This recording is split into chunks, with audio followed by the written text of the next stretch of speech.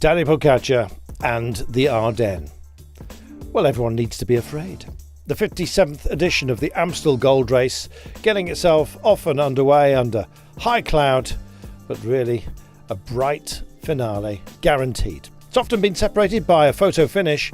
How would today be after 33 climbs with a total altitude gain of 3,290 metres? This was going to be tough. Always is. It's a question of coping sometimes. Which team would control the day? Well, you don't have to look too far. Naturally enough, it was to be UAE Team Emirates. Well, a breakaway did decide to go for it. It was a strong one as well.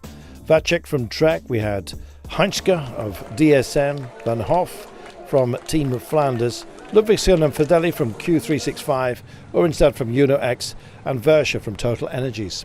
They were tagged with around 100 kilometres to go, but the pace had been maintained by UAE Team Emirates in the chase, and of course it was all teeing up for Tadej Pogačar to make the separation. He duly imposed himself, and it was a very select group that went off up the road. 15 riders, including Tadej Pogačar. Matteo Trentin, who'd done so much of the driving work to hold the original breakaway in abeyance, said that he'd had enough. Well, Tadej Pogačar was busy beaming back to base, asking for a bike exchange, but the gap was so tenuous he was having difficulty getting one. And then when we had one of the day's crashes, separating some of the bigger names, the gap just opened up a little bit and perhaps allowed Pogačar a chance to get a car in and make the exchange he was looking for.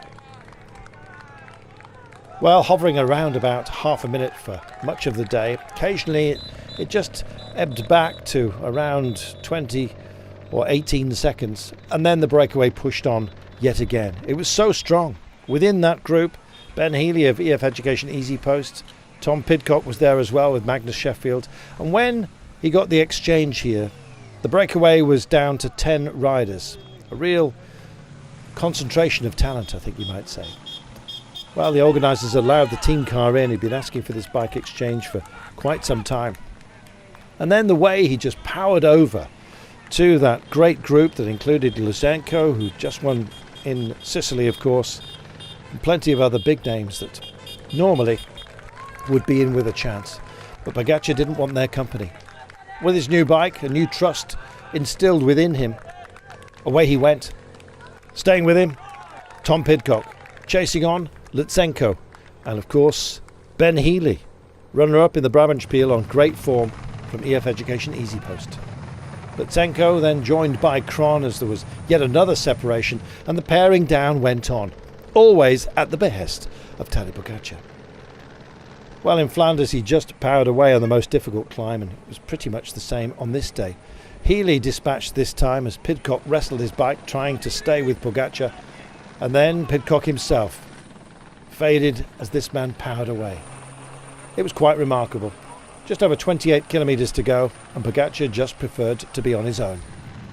Healy powered back onto the wheel of Pidcock and then would try and engage the chase himself, but it was podium places up for grabs for everyone bar this man. Head down, going for it, and the last climbs were to be crested by him alone. Hot in pursuit, Pidcock looked handy. Playing a good game was Ben Healy, trying as best as he could to preserve what strength he had. And then in the end, penultimate climb, off he went. Pidcock, distance, Healy charging into the gap, and in fact it closed to around 18 seconds. Up the Coburg, the crowds implanted on the test that used to define the race. Well, this man's defining the season. After 6 hours in the saddle, 2 more climbs went to him, and of course the finish line and the title. Tadej Pogačar on fire. Ben Healy, the best of the rest, no shame in that at all. Super result after runner-up in the Brabantspiel, now runner-up here. Pidcock just held on as Lutsenko had nothing left in the tank to challenge Kron at the line.